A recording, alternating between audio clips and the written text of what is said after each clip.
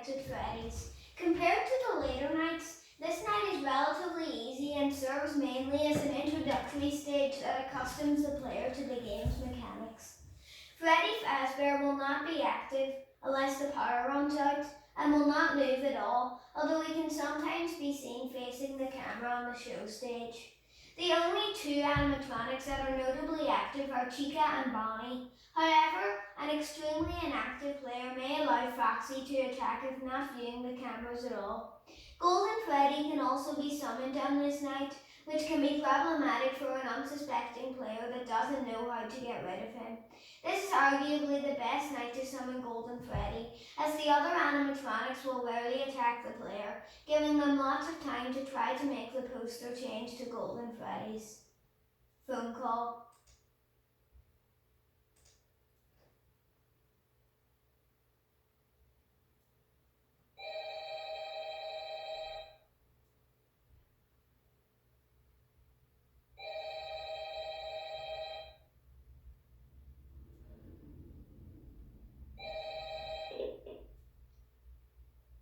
Hello? Hello? I wanted to record a message for you to help you get settled in on your first night. I actually worked in that office before you. I'm finishing up my last week now, as a matter of fact. So I know it can be a bit overwhelming, but I'm here to tell you there's nothing to worry about. You'll be fine. So let's just focus on getting you through your first week, okay? Let's see. First, there's an introductory greeting from the company that I'm supposed to read. It's kind of a legal thing, you know. Welcome to Freddy Fazbear's Pizza, a magical place for kids and grown-ups alike, where fantasy and fun come to life. Fazbear Entertainment is not responsible for damage to property or person. Upon discovering that damage or death has occurred, a missing person report will be filed within 90 days or as soon as property and premises have been thoroughly cleaned and bleached and the carpets have been replaced. Blah, blah, blah. Now, that might sound bad, I know, but there's really nothing to worry about. The animatronic characters here do get a bit quirky at night, but do I blame them? No. If I were forced to sing those same stupid songs for 20 years and I never got a bath, I'd probably be a bit irritable at night too. So remember, these characters hold a special place in the hearts of children and we need to show them a little respect. Right? Okay. So just be aware, the characters do tend to wander a bit. They're left in some kind of free roaming mode at night. Something about their servos locking up if they get turned off for too long. They used to be allowed to walk around during the day too, but then there was the Bison in '87. Yeah, it's amazing that the human body can live without the frontal lobe. You know. Now, concerning your safety, the only real risk to you as a night watchman here, if any, is the fact that these characters, if they happen to see you after hours, probably won't recognize you as a person. They'll most likely see you as a metal endoskeleton without its costume on.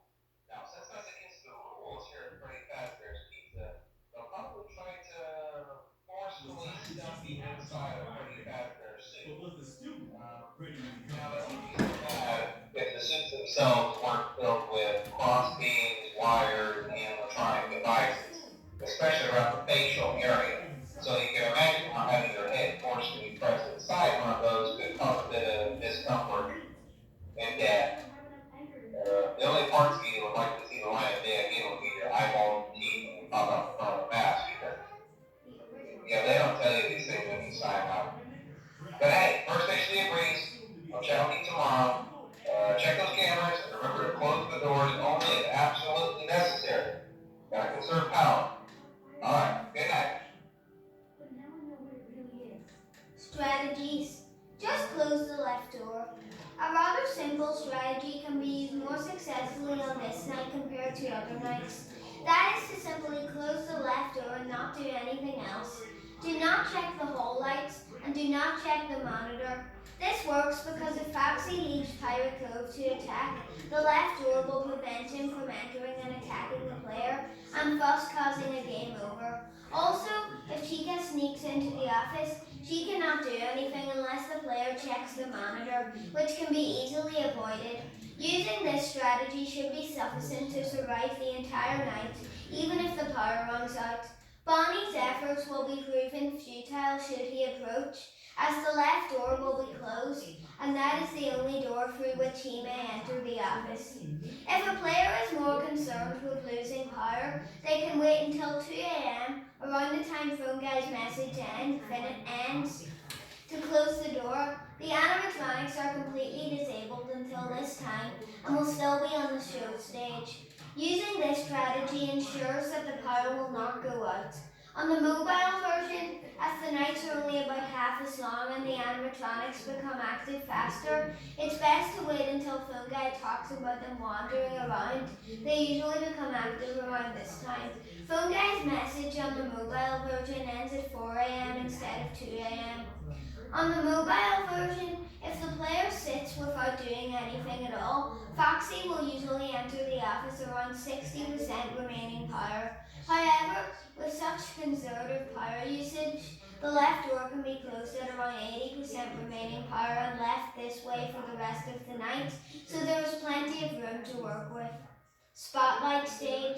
Another strategy is to check the door lights every 8 to 12 seconds, then check the stage. This allows the player to see if Bonnie and Chica have left. Then, occasionally check Pirate Cove. 1. Check the hall lights every 12 seconds. 2. Check the stage for Bonnie and Chica. 3. Check Pirate Cove. This step does not need to be followed frequently, as Foxy will only attack on night 1 if the player is extremely inactive. Tips.